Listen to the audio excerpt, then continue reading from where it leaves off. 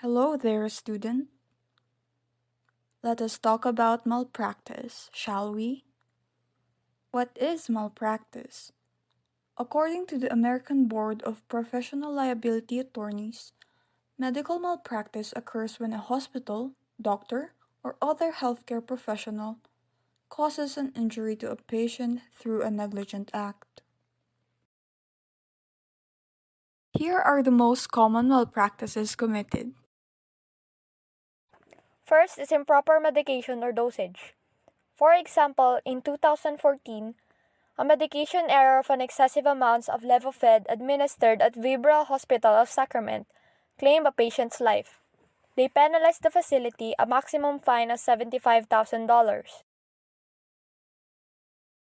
Second would be misreading or ignoring laboratory results. Regardless of the type of medical test performed, if the results are not communicated in a timely manner, were ignored or misunderstood, the patient will subsequently suffer harm. If a test result is left ignored, the patient might be harmed by not receiving timely treatment. If a test result is misinterpreted, a patient might be harmed due to the misdiagnosis of their condition. Last is surgical errors or wrong site surgery. The examples of this are performing an incision at the wrong location, operating on the wrong body part, and lastly, operating on the wrong patient.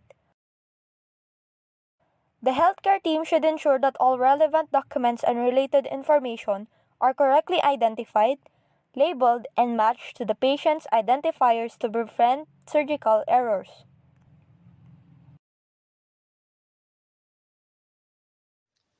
Now, what are the steps do we take to avoid malpractice? First, stay up to date on current standards of care. It is critical to know the current standards of care the medical professionals are required to conform with to see to it that they are providing the best care for the patient. This can be done by attending conferences online and reading newly published books on the current standards of care. Second, documentation. Document the name of the patient, the date, the observed issues, the instructions of the attending physicians, and the interventions done. These are only some examples on what to document. If you are unsure if it's necessary to document it. For inadequate documentation leaves us more susceptible to negligence. Documenting is important for it is used to communicate vital information about the client. Now for the third step, always get an informed consent. It is vital to converse and inform the patient of a procedure before it takes place. The patient should know the risks, the benefits involved, and more importantly, agree to allow the medical procedure to be done.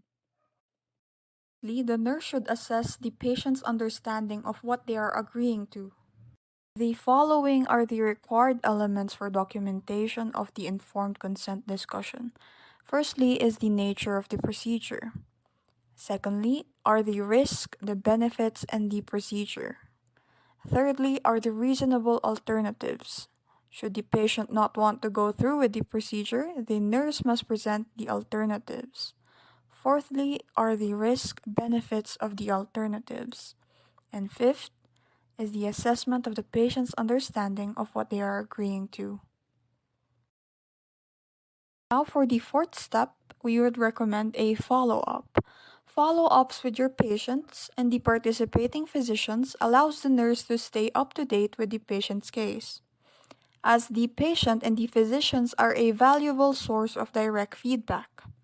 For example, you can follow up to monitor health, reinforce knowledge and action plans, confirm medicine regimens. Fourthly, verify follow through on referrals. And last, you can always share lab results.